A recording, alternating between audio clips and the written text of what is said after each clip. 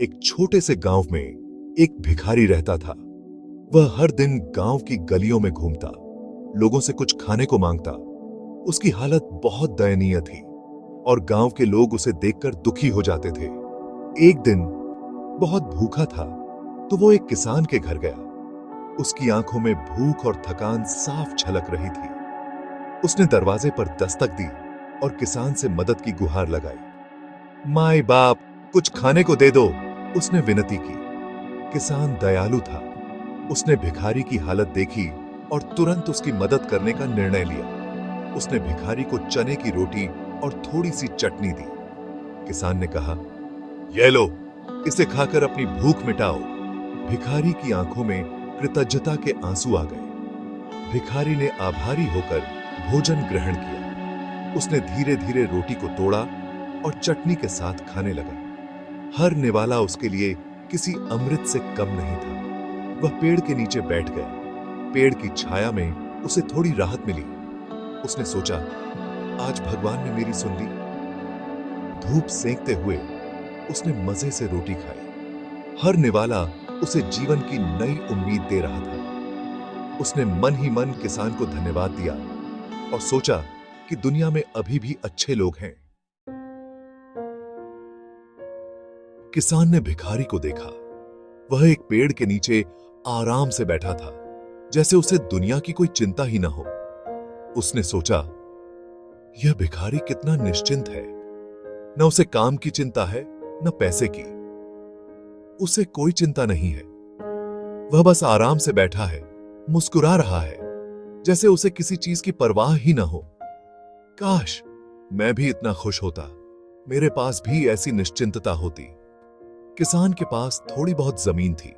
वह दिन रात मेहनत करता था ताकि अपने परिवार का पेट पाल सके। वह कड़ी मेहनत करता था, धूप में जलता, बारिश में भीगता, फिर भी उसकी मेहनत का फल उसे नहीं मिलता था। फिर भी वह हमेशा कर्ज में डूबा रहता था। हर साल उसे नए कर्ज लेने पड़ते थे ताकि वह अपनी फसल उगा सके। उसने साधोराम महाजन को अपने बैलगाड़ी पर जाते देखा। साधोराम के पास बहुत पैसा था। साधोराम के पास बहुत पैसा था। वह हमेशा नए कपड़े पहनता और उसकी बैलगाड़ी भी बहुत सुंदर थी। लोग उसका सम्मान करते थे। जब भी वह गांव में आता, लोग उसे नमस्कार करते और उसकी तारीफ करते। किसान ने सोचा, साधोराम कितना भाग्यशाली है। उसके पास सब कुछ है। उसके पास सब कुछ है, पैसा, इज्जत, आरामदायक जीवन। काश मैं भी इतना भाग्यशाली होता। किसान ने अपने छोटे से घर की ओर देखा। उसकी पत्नी और बच्चे भी साधारण कपड़े पहने हुए थे। वे सब मिलकर काम करते थे और जो भी थोड़ा बहुत मिलता उसी में खुश रहते थे। किसान ने आसमान की ओर देखा और सोचा, शायद एक दिन मेरी भी किस्मत बदलेगी। उसने अपने मन में ठान लिया कि वह हार नहीं मानेगा। वह मेहनत करता रहेगा और एक दिन उसकी भी मेहनत रंग लाएगी। किसान ने फिर से अपने खेत में काम करना शुरू किया, इस बार एक नई उम्मीद और जोश के साथ। साधोराम महाजन अपने व्यापार के सिलसिले में शहर गया हुआ था। वह अपने व्यापार को बढ़ाने के लिए नए अवसरों की तलाश में था। शहर की भीड़-भाड़ और शोरगुल के बीच साधोराम का मन अपने व्यापारिक लक्ष्यों पर केंद्रित था। उसके पास एक तार आया। यह तार उसके लिए बहुत महत्वपूर्ण था क्योंकि इसमें उसके व्यापार की सफलता की खबर थी। तार में लिखा था, लाखों का मुनाफा हुआ है। साधोराम मुस्कुराया। यह खबर सुनकर उसका दिल खुशी से भर गया, लेकिन यह खुशी क्षणिक थी। लेकिन उसका मन अशांत था।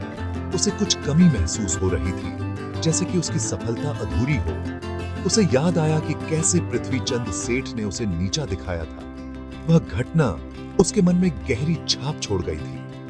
पृथ्वीचंद बहुत बड़ा व्यापारी था। उसकी संपत्ति और प्रतिष्ठा साधोराम के लिए एक प्रेरणा और चुनौती दोनों थी।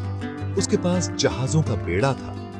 पृथ्वीचंद के व्यापार का विस्तार समुद्र पार तक था, जो साधोराम के लिए एक सपना था। साधोराम ने सोचा, पृथ्वीचंद जैसा वैभव मेरे पास कब होगा?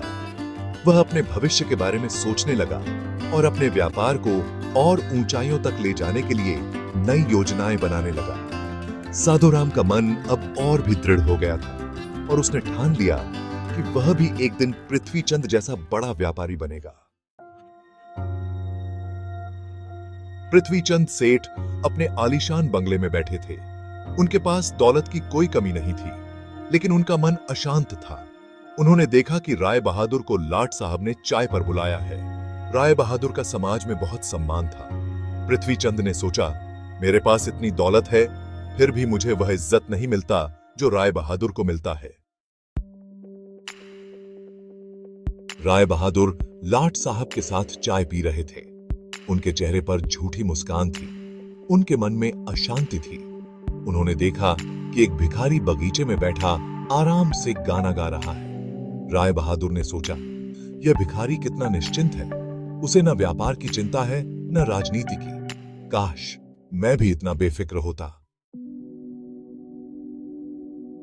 भिखारी को इस बात की कोई खबर नहीं थी कि उसके बारे में इतने लोग सोच रहे हैं। वह अपनी रोटी खाकर संतुष्ट था।